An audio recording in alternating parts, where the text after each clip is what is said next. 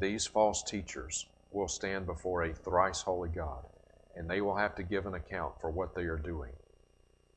They are exploiting the sick, the poor, the desperate, and the widows for personal financial gain.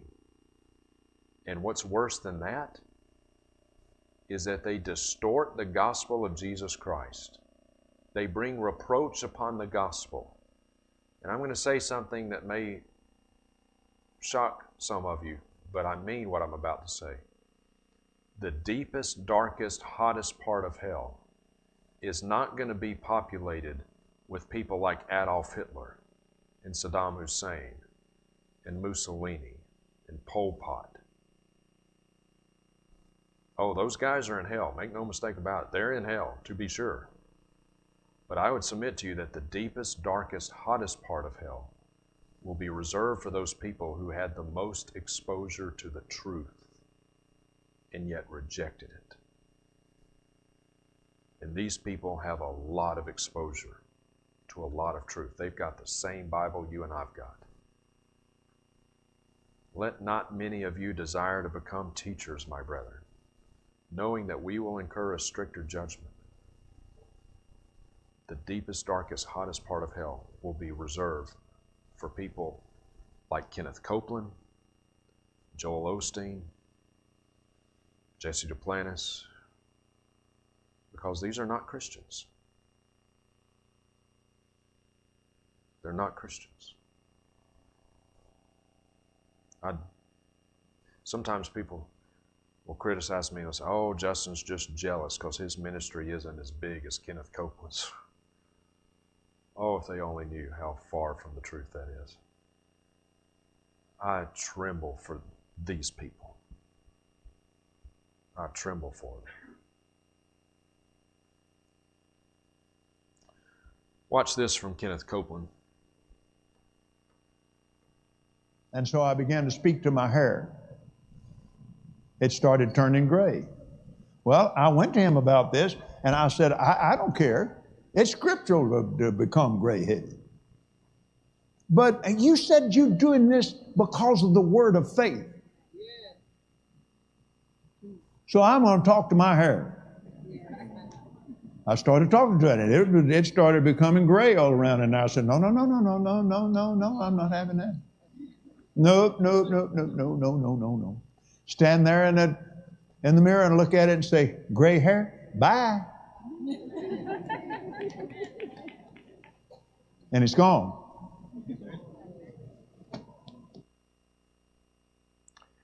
He talked to his hair because his hair was turning gray. Now you can see his hair is just dark, brown, black, whatever.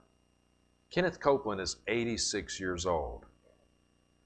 I may have been born at night, but I wasn't born last night. Ain't nobody going to convince me that he doesn't color his hair. He's just lying. But the greater point about this, because I'm going to show you this clip. Now, keep in mind, as you listen to this next clip, keep in mind what you just heard from Kenneth Copeland, that his words are so powerful, he can even talk to his hair and command his gray hair to turn black. And yet, this clip that you're about to see is from the same sermon.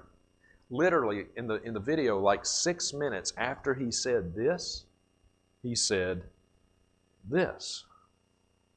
And I got short of breath over in a prison for Mike Barber. Never did have any pain. I could kind of feel that my heart rate was up high. So I got checked. And they said, well, you need a pacemaker. And I said, well, Lord, I'll just get that pacemaker by faith. He said, no. And he used an aviation term with me. He said, you're too far behind the power curve. He said, take the pacemaker by faith. So I prayed over it. So the doctor had me on the table. They don't put you completely out. They have to build a pouch for this thing. Well, I thought it was going to be about that big. Well, come to find out it was, but the battery's about that big. Yeah. And so I said, well, pacemaker, you belong to me now. That means you belong to God. And you're in a Holy Ghost body. And you're going to work right. Yes. Well, it had a defibrillator in it. So let me get this straight. He can command his gray hair to turn black, and yet he had to take a pacemaker to keep his heart beating. Seriously? In the same sermon. You know, it's like you wonder, like, how can people be so dumb to follow this guy?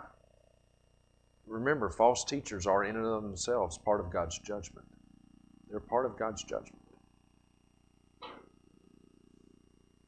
Why are they sick? Essex W. Kenyon, the grandfather of this movement, died from a tumor. Kenneth Hagin, the father of the modern Word Faith movement, died from heart disease. Oral Roberts died from heart disease. Benny Hinn, recurrent heart problems.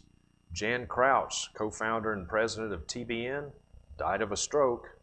And Nora Lamb, this is the faith healer that I went to see when I was a teenager back in 1989, suffered a massive stroke in 2003, died early the next year. Friends, the faith healers get sick just like us common folk do.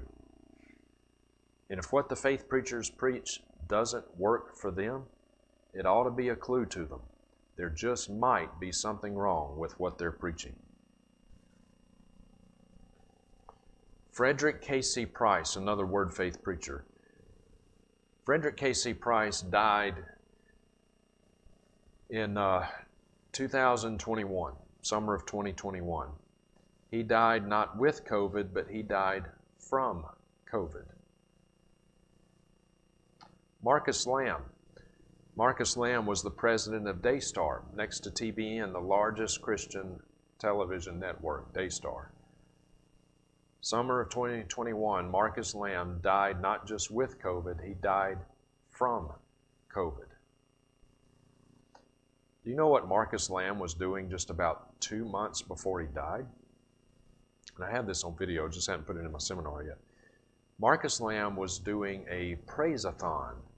This is how they raise money. You know, their big annual praise-a-thon thing that they raise money. They tell you, send in your money. You know what Marcus Lamb was telling people in his praise-a-thon in 2021? You want protection from COVID? Sow a seed. Give us your money. Give us money, and God will protect you from COVID. 2 months later, he's dead from it. God is not mocked.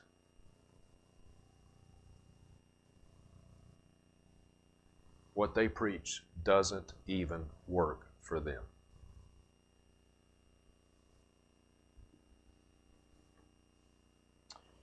One of the biggest reasons, if you're sick, well, it's probably because you just don't have enough faith. You don't have enough faith to be healed. Watch this from Andrew Womack.